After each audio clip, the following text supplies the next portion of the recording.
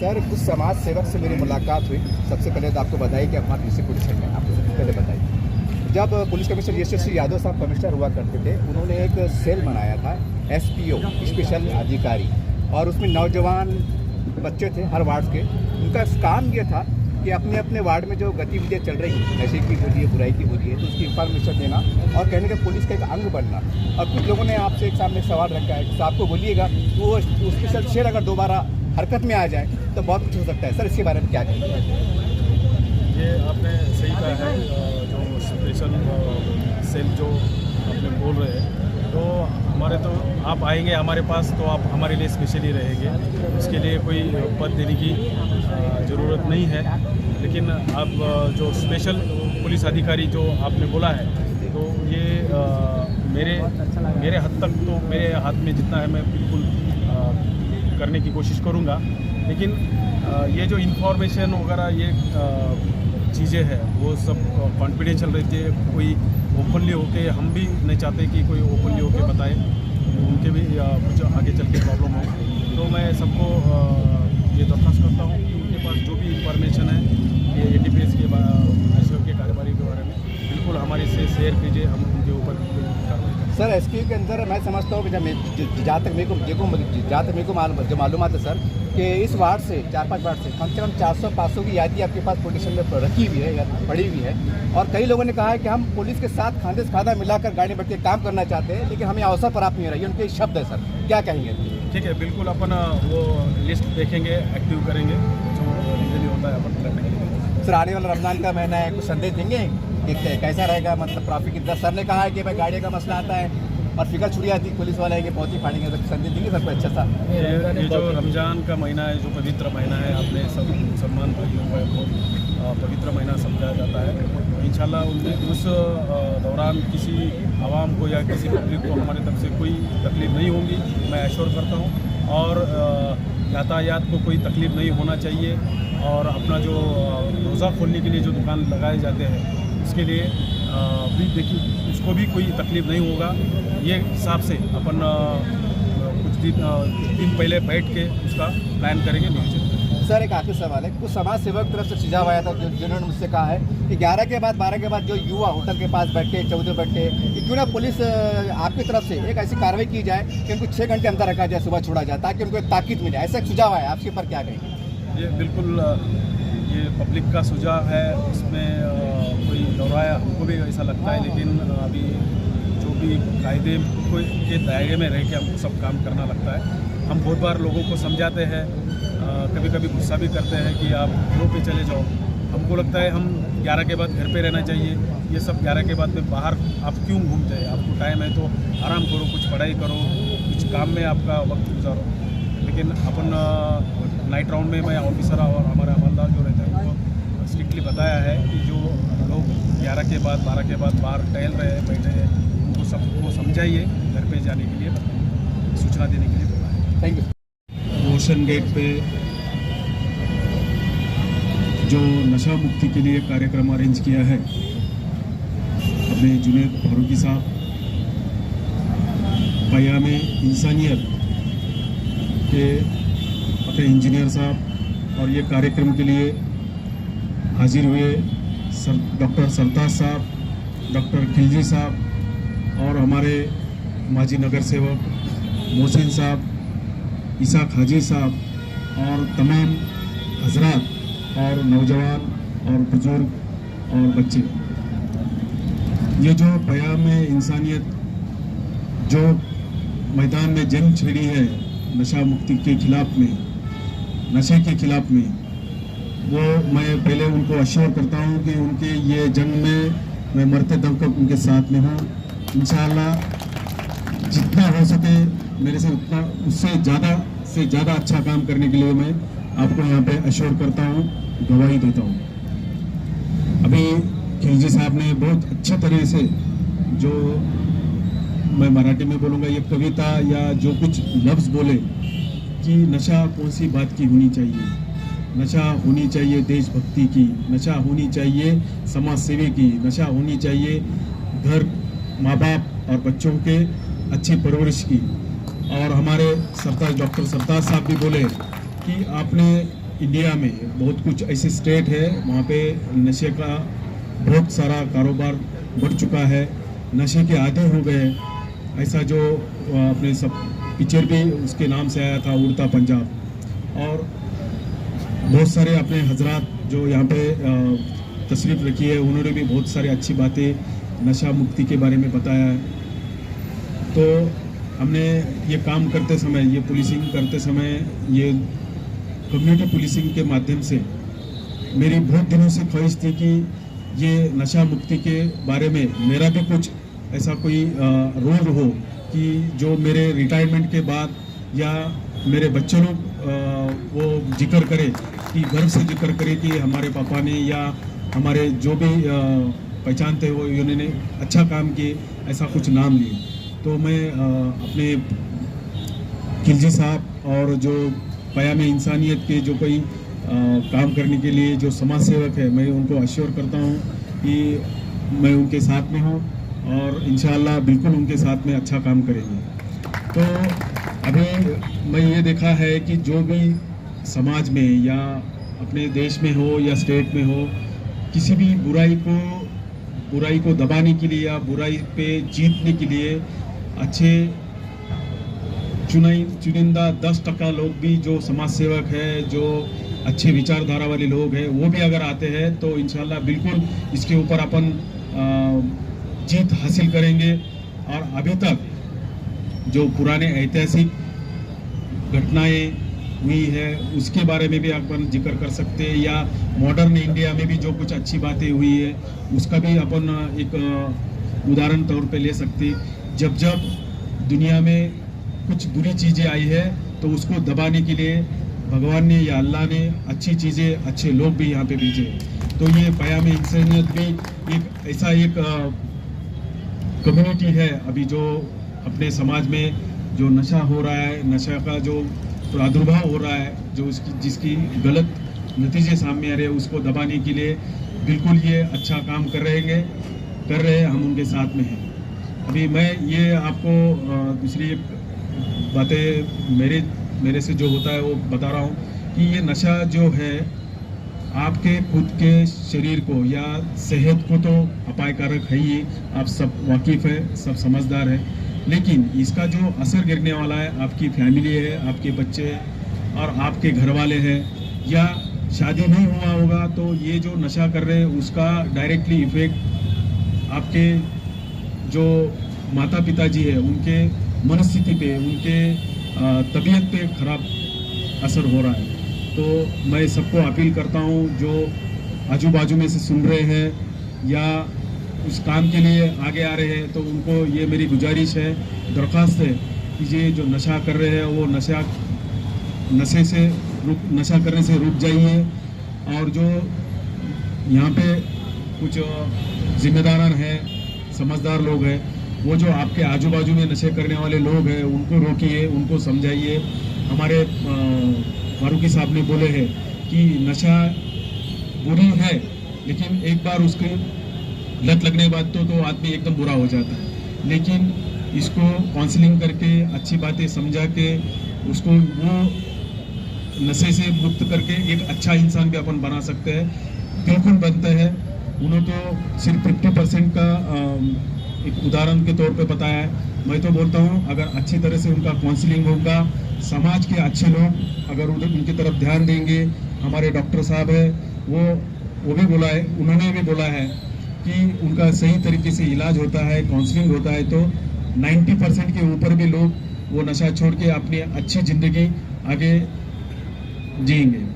तो मैं यहाँ पे और एक बात आपके सामने रखना चाहता हूँ कि अपना भारत या इंडिया का जो डेवलपमेंट हुआ है, वो जो डेवलपमेंट है, जो भी आप एरिया या क्षेत्र लीजिए, संगीत हो या स्पोर्ट्स हो या कोई समाज सेवा हो, उसमें अपने मुसलमान भाइयों का जो भी रोल रहा है वो बहुत अहम रहा है।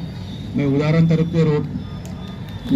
पे बताता हूँ, जो इंडिया को जो मिसाइल दिया है वो हमारे डॉक्टर APJ अब्दुल कलाम साहब ने दिया है।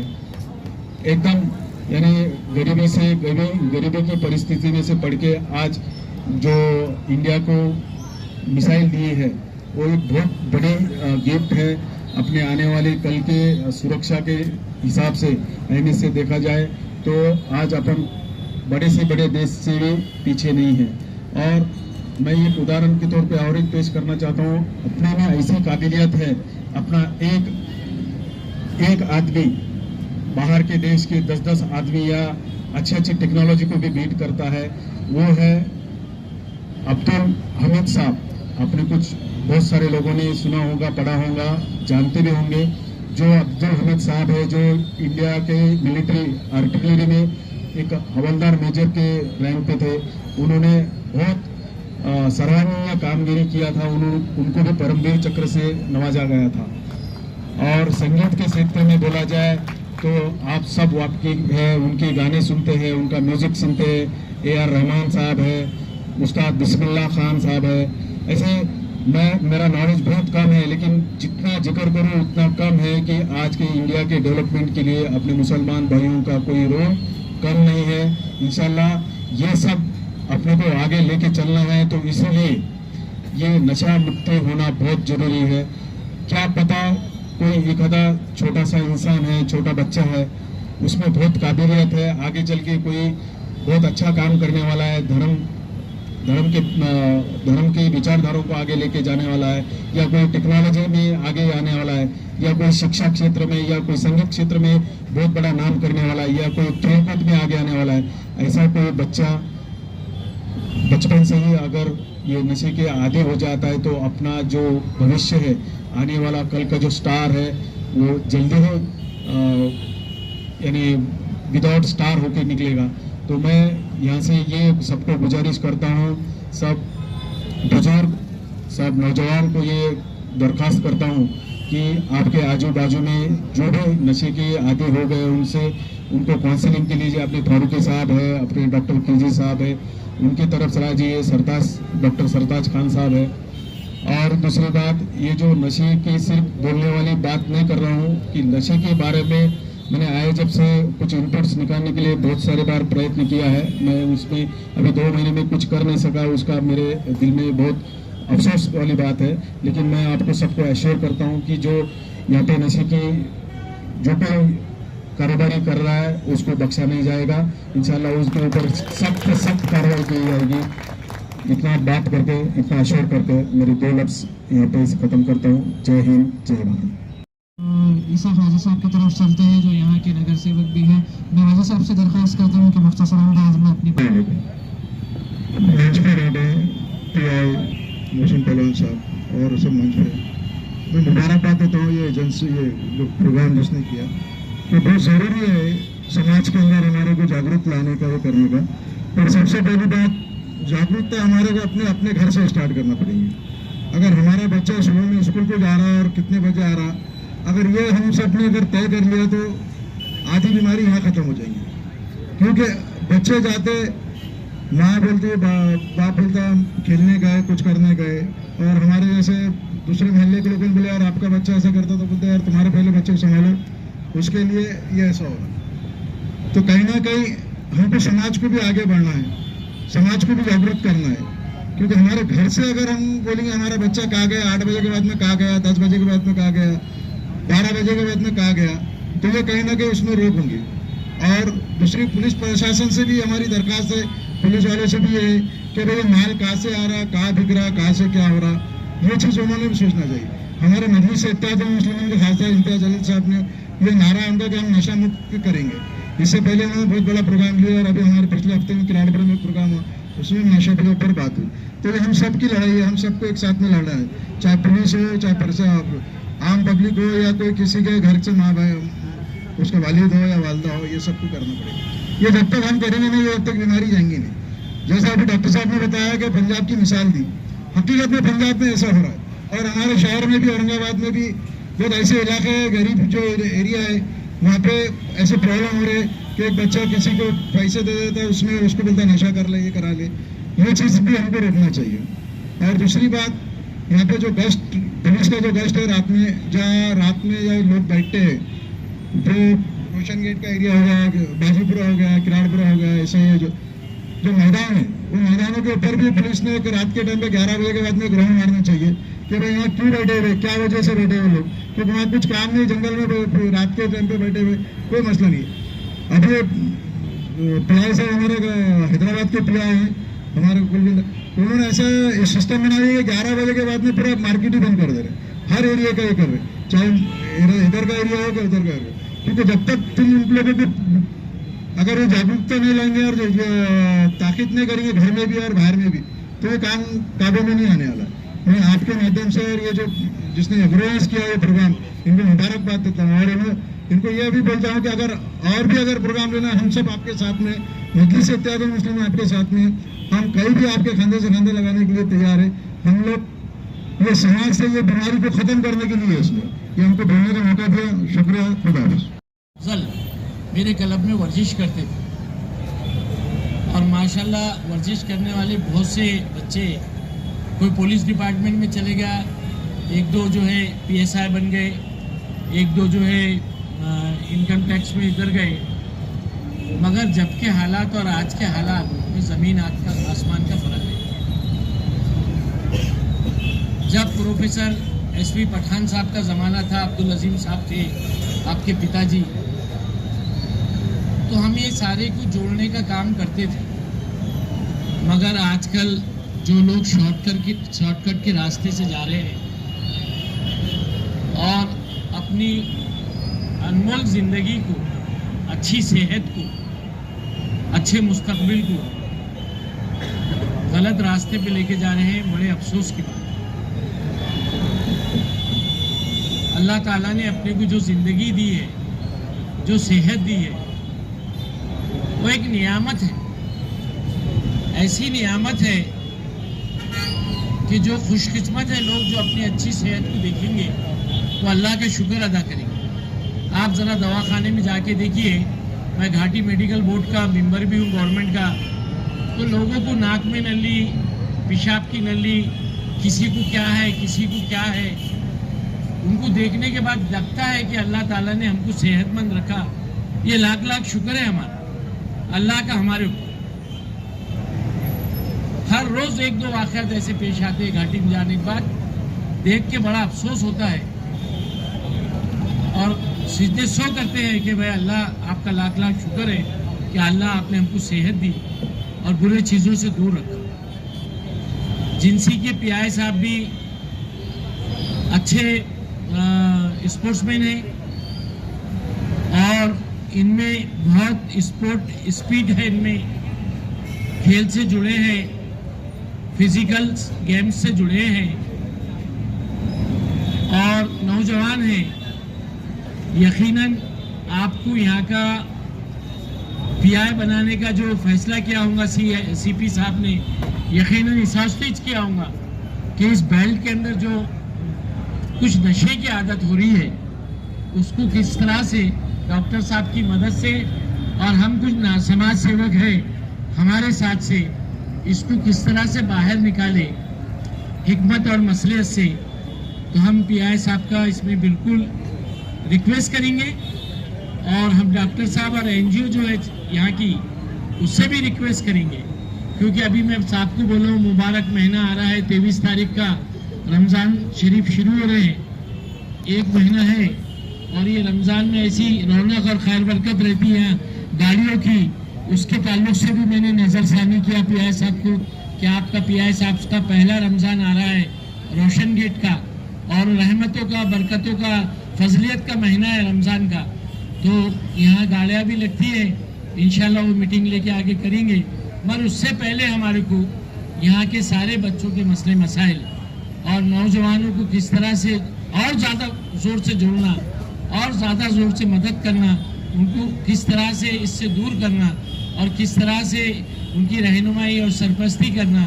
हम आपके एनजीओ के साथ में हैं, आपने हमको यहाँ बोलने का मौका दिया, अल्लाह आपको सेहत दे, तंदुरुस्ती दे, आप बहुत अच्छा काम कर रहे हैं और आपने जो प्यारी सी एक नज़म गज़ल जो भी आपने बनाया है, इतने अच्छे बोलते आप, ऐसा नहीं लग रहा था, मुझे दिख रहा था जो उर्दू अदब के, या ऐसा लग रहा था कि आपने डॉक्टर के अलावा आपके अंदर भी एक अदब का इतना जज्बा है कि आप जो पढ़ रहे थे कि गज़ल और एक शोरा जो शायर रहता है उसका एक नाम आप जो पढ़ रहे थे, वाकई में काबिल तारीफ है। आपने बहुत सलाहियत अल्लाह ने दिया है। मैं आपका शुक्रिया अदा करता हूँ और अपनी जगह लेता हूँ। अल्लाह हाफ़िज़, जय हिंद, जय महाराष्ट्र। अपनी बात यहाँ पेश करें। उपस्थित सभी चीफ गेस्ट, सामने तशरीफ फरमा मेरे भाई बुजुर्गों और दोस्तों, आज पयाम इंसानियत फोरम ने जिस उन्वान पे हम सबको इकट्ठा किया है, नशा मुक्ति अभियान। नशा मुक्ति अभियान का मतलब ऐसा है कि ये एक लंबा चलने वाला अभियान है, एक लंबी चलने वाली लड़ाई है। आज हम देख रहे हैं कि जिस तरीके से नशे का फैलाव, जिस तरीके से और जिस तेज़ी से समाज में हो रहा है, मैं यहाँ पर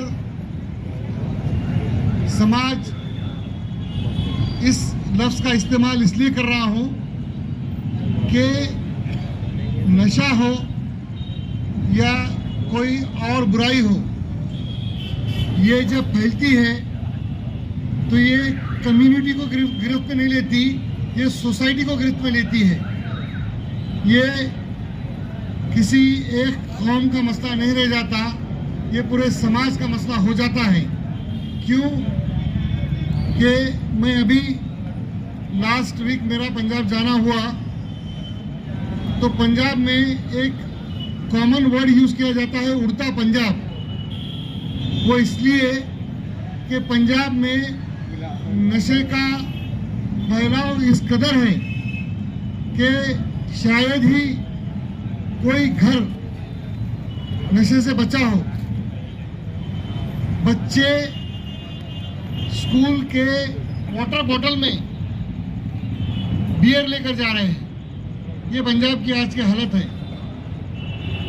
मेरे साथियों, वो दिन दूर नहीं, अगर इस बुराई को वक्त पे रोका नहीं गया, वक्त पे इसका इलाज नहीं किया गया, तो मुझे डर है कि इसमें कहीं मेरे, आपके और हम सभी के घर वाले इन्वॉल्व ना हो। अब ये एक बहुत बड़ा टॉपिक है, इस पर बोलने जैसी बहुत सारी बातें हैं। नशा क्यों फैल रहा है, नशा क्यों करते हैं।